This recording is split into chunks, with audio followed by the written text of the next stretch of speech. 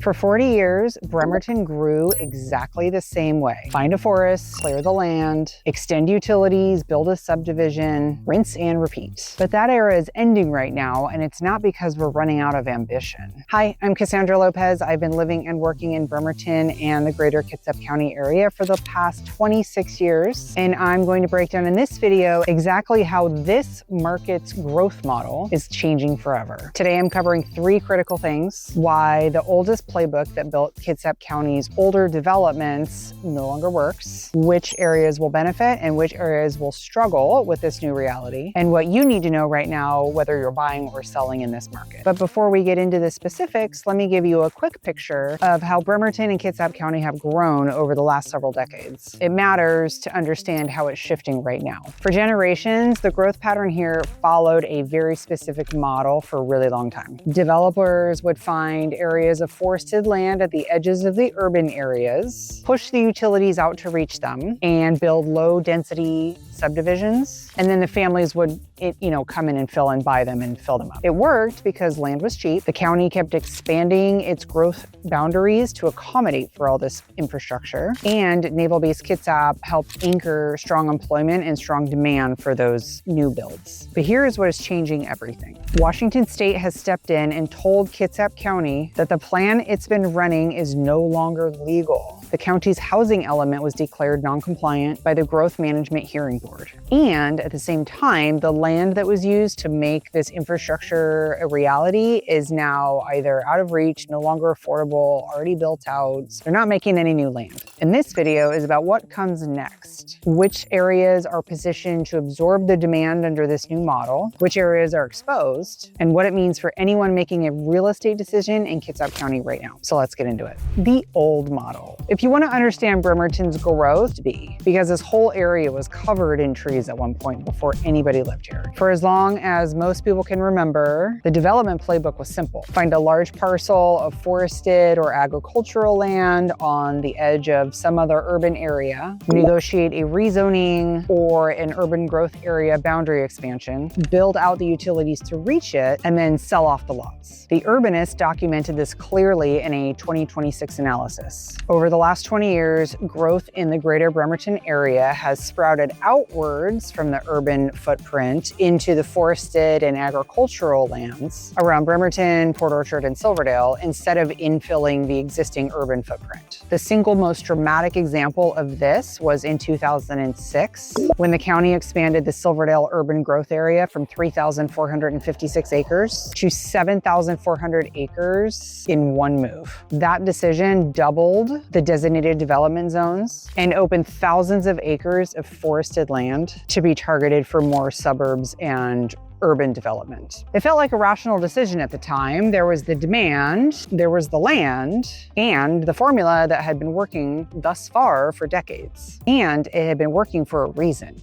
Naval Base Kitsap is not a minor employer. Just about 55% of all economic activity in Kitsap County, that's enormous. 55% is either directly or indirectly tied to Naval Base Kitsap or Puget Sound Naval Shipyard, which employs about 40,000 people, military and civilian personnel. That is a structured, federally funded demand that does not fluctuate with normal economic cycles or real estate cycles in a way that private sector employment does. It gave developers and buyers a reason to trust that housing demand in this county was real and durable. For most buyers, that made Kitsap County a long-term reliable hold. Buy into a growth corridor today, and the wave of development coming behind you holds your value and even increases it. That predictability was one of the most important things that buyers brought to a decision here. And that predictability is now in question. Here's what's changed everything. As I mentioned, the state of Washington told Kitsap County that its housing growth plan was illegal. In 2024, Kitsap County's comprehensive plan housing element was declared non-compliant by the Growth Management Hearing Board.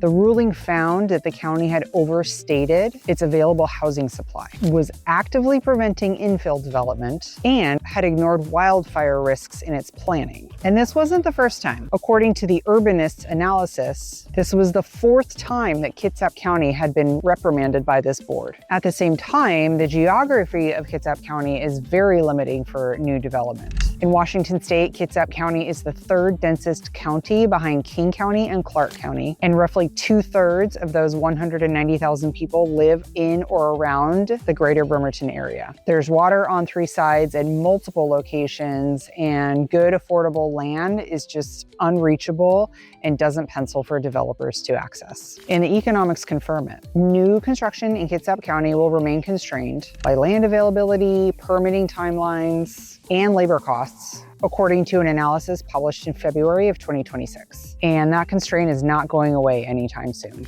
Job growth in the county is kind of flat. That's worth saying because it tempers the overall momentum of the market. Naval-based Kitsap and Puget Sound Naval Shipyard remain the anchors. The county isn't seeing the same kind of broad private sector growth in terms of job creation that would create a surge of demand on its own. What is happening instead is a shift of who is moving here and why. Remote workers from Seattle on the east side are a real migration segment of the population, enabled by Kitsap County PUD's over 500 miles of fiber that has been gone in for high-speed internet access for at-home work. These are buyers who can bring Seattle-level salaries and apply them to Bremerton's housing prices. And those buyers tend to want something different or more from what the old sprawl model built. They want walkability. They want ferry access.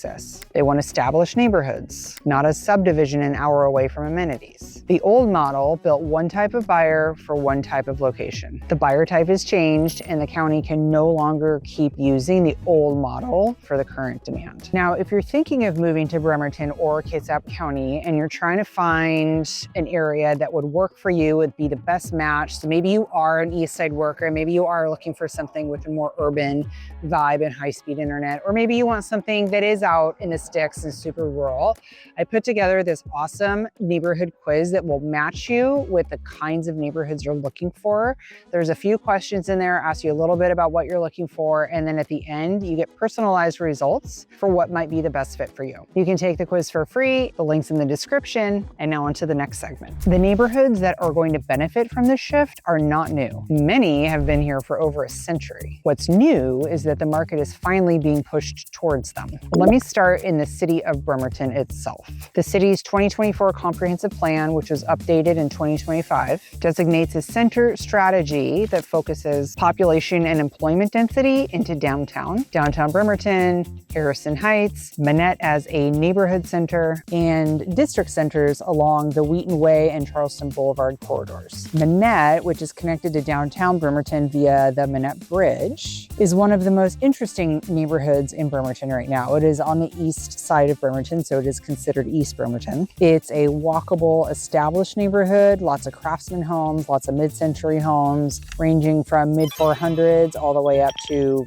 700. The waterfront homes are over 1 million. Back into downtown Bremerton, the condos on the waterfront there range anywhere from 300 to a street level, street view condo, all the way up to, 500,000 and 600,000 condos for a water view, and the penthouse is 1.2 million. These are areas with existing character, existing infrastructure, and direct access to the Kitsap Transit Fast Ferry, which is about a 30-minute crossing from Bremerton to Seattle. That ferry access matters more than it used to. For the remote worker who needs to be in Seattle maybe a couple of days a week, living within walking distance of that ferry on the Bremerton side is not just convenient, it is quite necessary. Then there's Poulsbo and Kingston in North Kitsap. The Kitsap agent's December 2025 market analysis found that demand continues to outpace supply in North Kitsap, specifically in the communities of Poulsbo and Kingston. These are established communities with amazing amenities, waterfront access, water views everywhere, and a scale that buyers who want smaller town character without sacrificing the quality of life find compelling. Kingston also sits within one of the county's 3 designated growth centers, which means it has a zoning framework to absorb density and demand in a way that outer ring sprawl developments do not. And then there is the PSNS anchor. Puget Sound Naval Shipyard employs over 14,000 civilian personnel. Average annual salaries at PSNS are around the $100,000 mark. That's across all pay grades. And at hiring events, the shipyard is seeking to employ like 1,500 new people a year. In September of 2025, Puget Sound Naval Shipyard was awarded a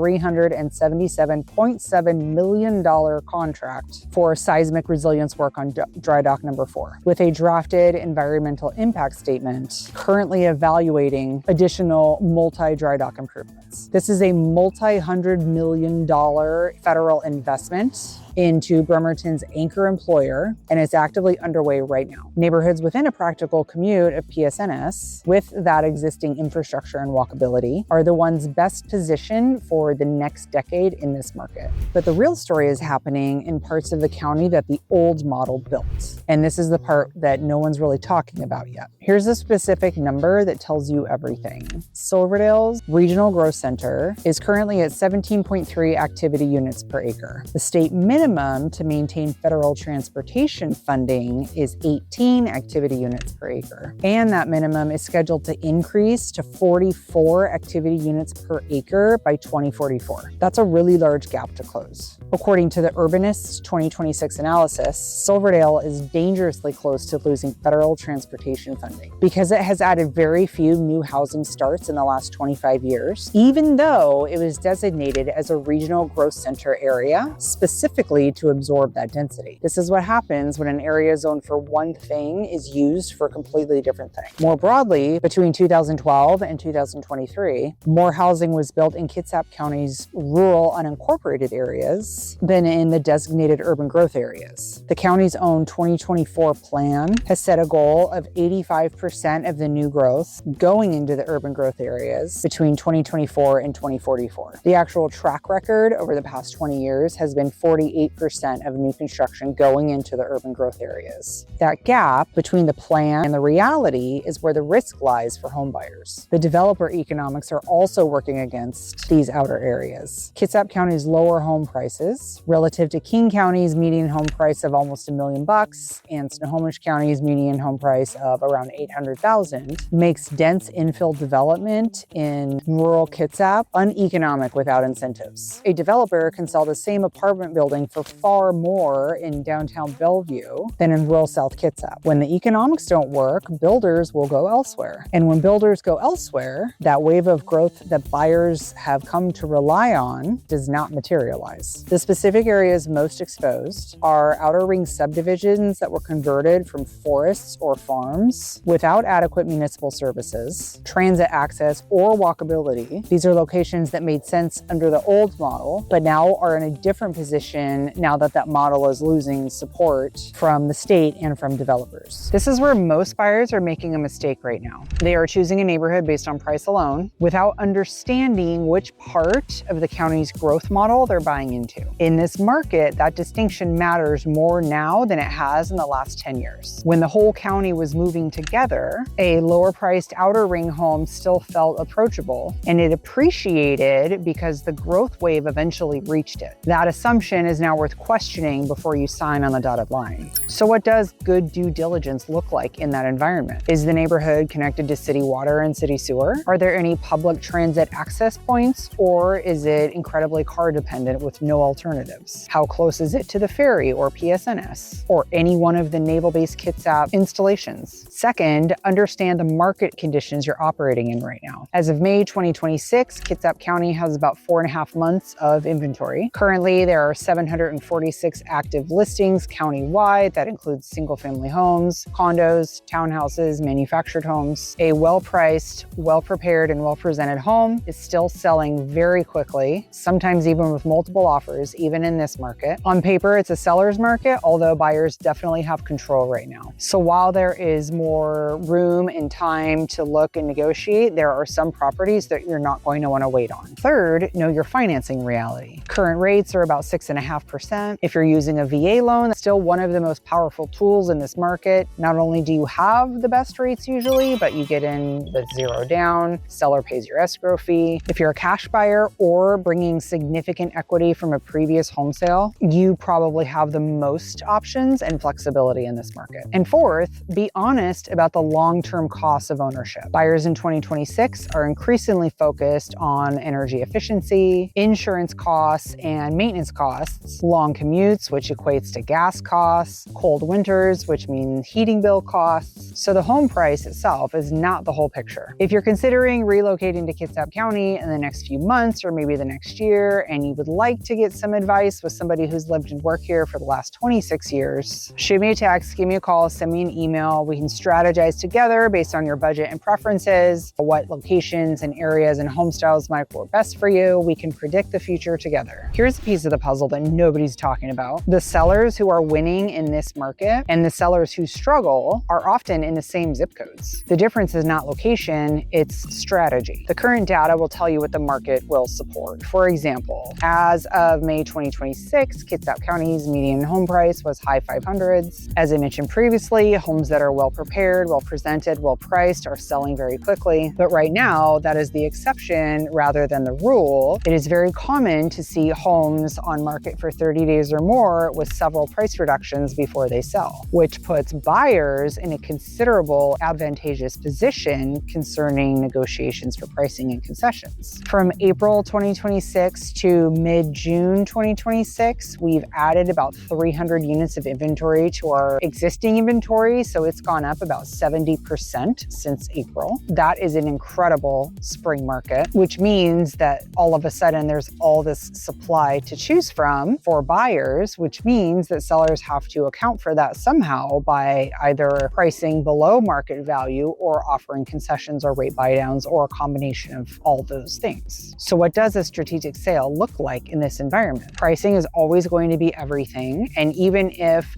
the comparable sales support a certain price, you may want to consider coming in below that because buyers are struggling with rates, buyer demand is on the fence. So if we can make our home more attractive by pricing it lower than the competition, that's a home that's going to sell faster than the neighbors. Present your home in the most shining and maintenance-free way as possible. For example, we'll do a home inspection. We'll get any glaring material defects taken care of. We'll make sure the furnace is serviced, that the roof is good. We'll have all these systems cleaned and maintained so that when a buyer purchases, they know they're getting a maintenance-free home for a very long time, and that adds to peace of mind and buyer confidence. There are lots of neighborhoods that sell very quickly because of their location or because of the school district or that sort of thing. So it's really important to pay attention to why homes are selling in your neighborhood and how long they're taking to sell. Even with all of that analysis and all of that research, the data might reveal something that will surprise you. Even as the growth model that built this county is being forced to change, Bremerton is outperforming the broader Puget Sound region on the numbers that matter most right now. Kitsap County closed sales rose 19% year over year, according to the Northwest MLS for the period ending in April 2026, with home prices up about 4%. For comparison, Pierce County over the same period, closed sales were up just 1% and home prices were also up just 1%. In 2025, Kitsap County's population was almost 300,000 and is projected to reach about 310,000 by 2033. The county has a projected 15,000 job openings for the period from 2027 to 2032. PSNS just received that multi-million-dollar contract to repair Dry Dock 4, which is security that Bremerton's anchor employer is not going anywhere. If anything, it's projecting growth for the next several decades. And Bremerton was just cited as a standout in Washington state, with its home price growth being higher than relative to other Washington markets. We're ahead of most in the state. So here's the honest picture. The growth that is coming to Kitsap County over the next decade is real. The population is growing. The employment anchor is being reinforced. The demand from remote workers and military households is structural, not speculative. But the geography of that growth is shifting. It's moving away from the outer ring subdivisions that define the last 40 years toward the established urban cores, very connected neighborhoods, and designated growth centers with the infrastructure to handle the density. The county as a whole still has very strong fundamentals. The question for every buyer and seller is, which part of the county are you positioned in? Because the answer to that question has more meaning than it did 5 years ago. This is the biggest structural shift in Bremerton's housing market in decades. The neighborhoods that benefit and the neighborhoods that stall will not be the ones that most people expect. And the window to position yourself correctly is open right now. now. Watch the next video on this channel where I break down the specific Kitsap County neighborhoods block by block so you know which areas still have the fundamentals to support long-term value.